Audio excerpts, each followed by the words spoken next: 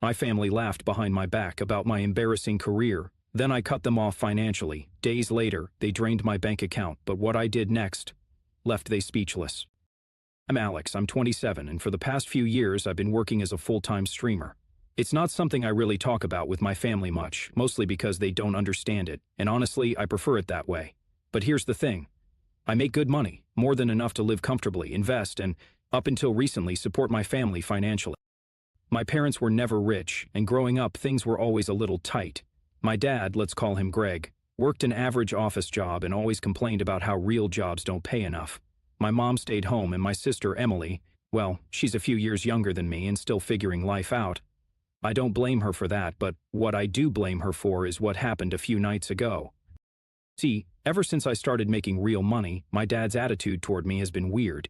He's never directly acknowledged my success, never asked how I make a living, and certainly never treated me like an adult who's capable of taking care of himself and them. Instead, he treats me like some loser who refuses to get a real job. It used to just be eye-roll comments like, "Oh, playing video games all day must be so exhausting," or "When are you going to do something productive with your life?" But recently, it's gotten worse. Last weekend, I went over to my parents' house for a family game night. We don't do them often, but every once in a while my mom insists on quality time, so I go along with it. I figured it'd be a few rounds of Uno, some lighthearted bickering, and maybe a home-cooked meal if I was lucky. Instead, it turned into a night of subtle and not-so-subtle jabs at me. It started small, my dad making fun of how I just work late. Then my sister chimed in about how I never really grew up. Eventually, my mom started reminiscing about how I used to have such big dreams when I was younger, as if I were some tragic disappointment. I tried to brush it off. I'd been dealing with this for years, and honestly, I'd been over it. But what I didn't know was that Emily had been recording parts of the night on her phone. 2 days later, she posted the video. I wasn't even looking for it. I was just scrolling through Instagram when I saw a notification that she had posted a story. I tapped on it without thinking, and there it was. A shaky, low-quality video of my dad, sitting back in his chair, drink in hand, saying, "I swear Alex has the easiest life on earth. Plays his little games, talks to nerds all day, and somehow pays rent.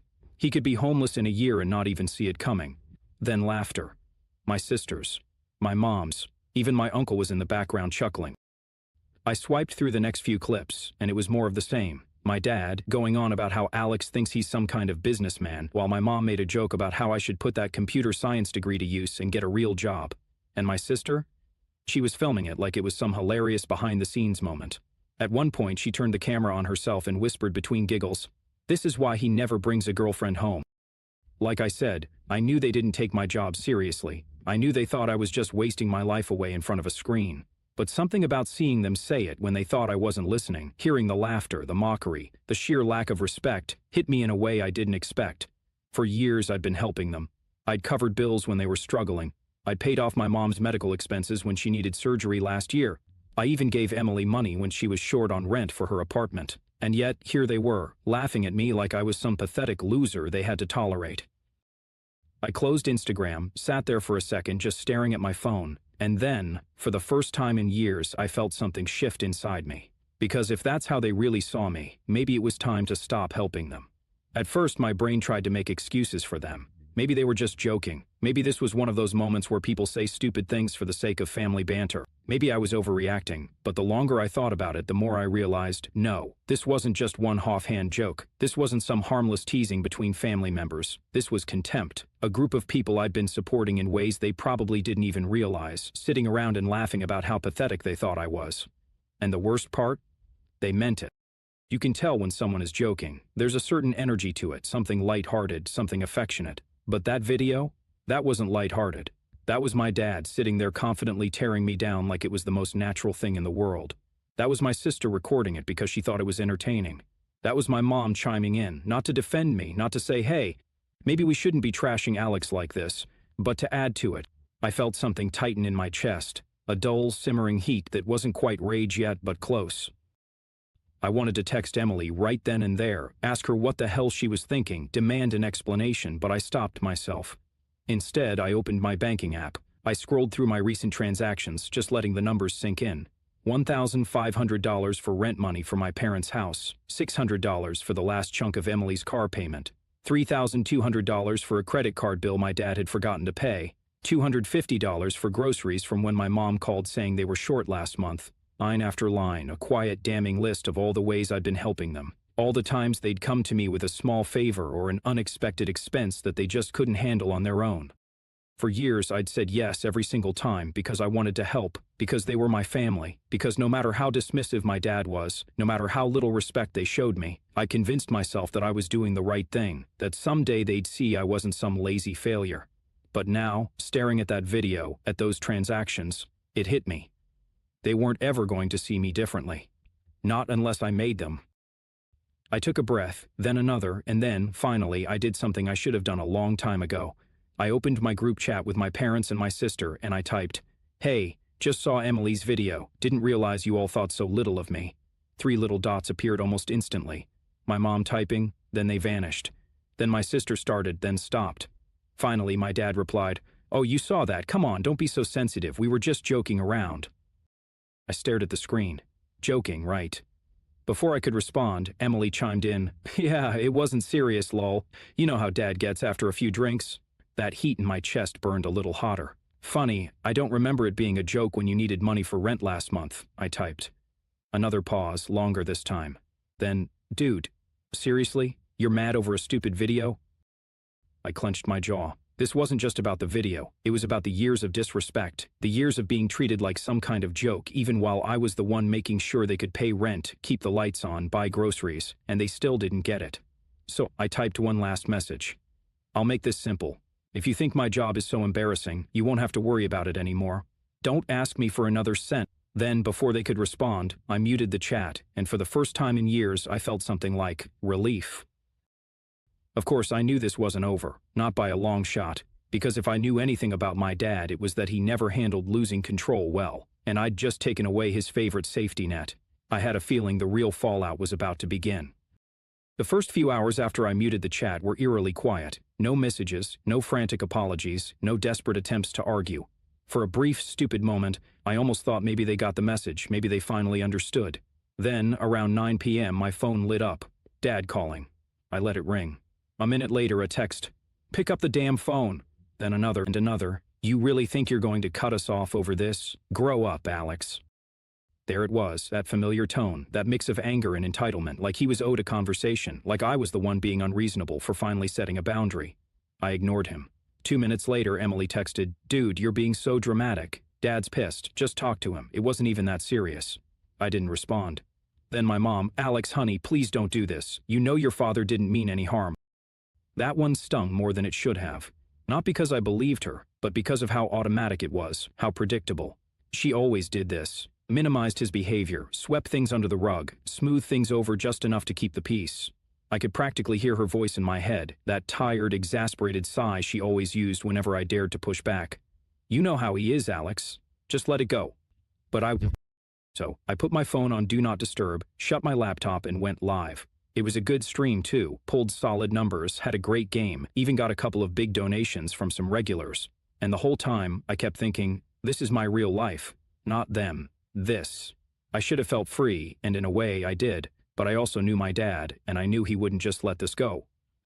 I crashed around 3 a.m., completely exhausted, and when I woke up the next morning, the first thing I saw was my phone screen absolutely flooded with notifications. 16 missed calls, 8 from Dad, 4 from Mom, 2 from Emily, 2 from an unknown number. And then, at the very top, the one notification that made my stomach drop, my bank app. I tapped it open, already dreading what I'd see. $600 withdrawn, $150 withdrawn. I stared at the screen, my brain taking a second to process what I was looking at before the realization hit me like a freight train. They took money from me. More specifically, my parents had just drained my joint emergency savings account, the account I had set up years ago, the one I created back when they were struggling, when I still thought I could trust them, when I was naive enough to believe that helping them would make them appreciate me. I barely used it now. It was just a backup, a safety net. And they were emptying it. My hands were shaking as I yanked my phone off the charger and immediately called my bank. "Yeah, I need to remove someone from my account," I said, barely able to keep my voice steady as the customer service rep greeted me. They started asking for security details, confirming my identity, all that standard stuff. But I could barely focus. My mind was racing, a mix of anger and disbelief crashing over me in waves. They really thought they could do this. They really thought they could steal from me, and I'd just take it. While the rep worked, I pulled up my family group chat and, without bothering to read any of the dozens of unread messages, I sent one final text. You just stole from me, I'm done. Then I blocked all of them. No more arguments, no more justifications, no more excuses. I was done. But deep down, I knew this wasn't over. People like my dad, they don't just walk away when you take away their control. And sure enough, later that afternoon, I heard it. A loud, angry knock at my door. Not the casual kind, not someone dropping by for a visit. This was insistent, demanding. I already knew who it was before I even checked, but still, I looked through the peephole anyway, just to confirm. And there he was, my father, standing on my doorstep, jaw clenched, fist practically trembling at his sides.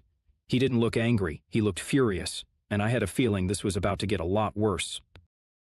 I stood there, staring through the peephole, my heart pounding. I wasn't scared, at least not in the way he wanted me to be.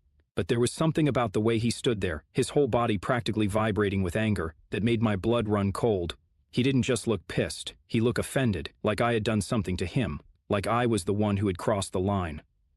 Another knock, louder this time. Alex opened the damn door. His voice was sharp, clipped, a voice I'd heard my entire life, a voice that always expected to be obeyed. He pounded his fist against the door again. I know you're in there. I took a deep breath, trying to decide what to do.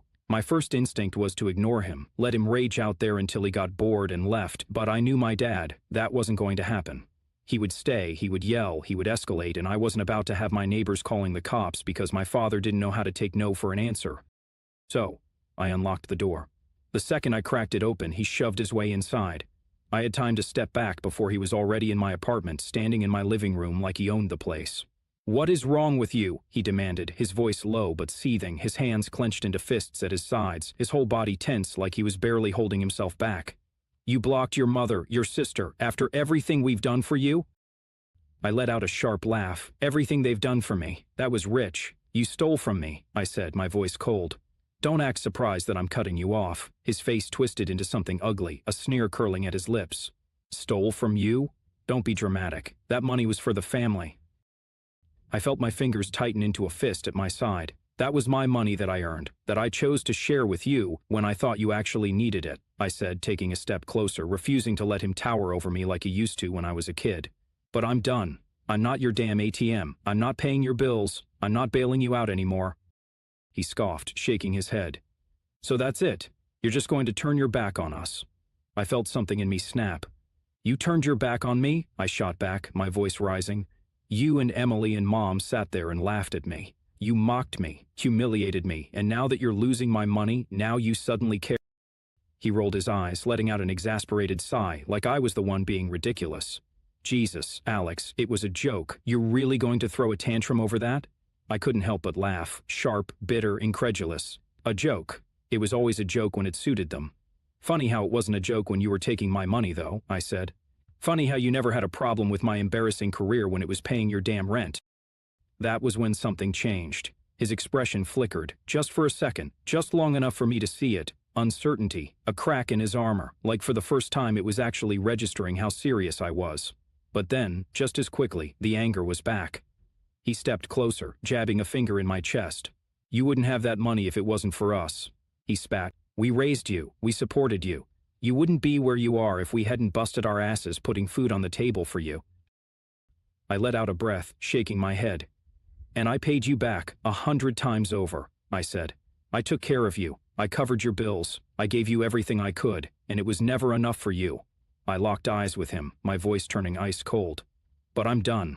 You don't get to insult me, steal from me, and then waltz in here acting like I owe you something. For the first time since he barged in, he didn't have a response. He just stood there, breathing hard, his face twisted in rage. But I could see something else beneath it, realization, because deep down I think he finally knew I wasn't bluffing.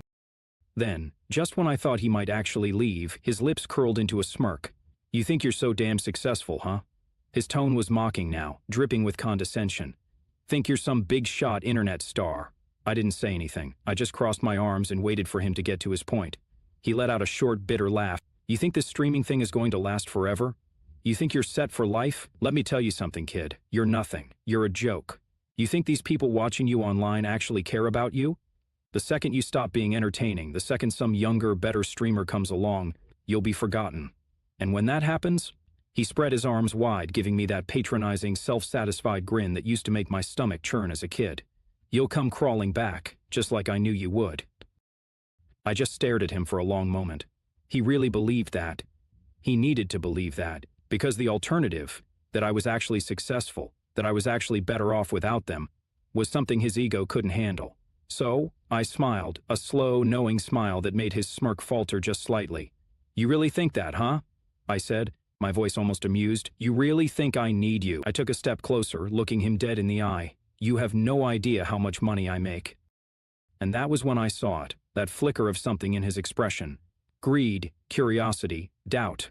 For the first time he actually thought about it, and that was when I knew. He wasn't here to argue, he wasn't here to make me feel guilty. He was here because he thought he could still win. But he was about to learn he had already lost.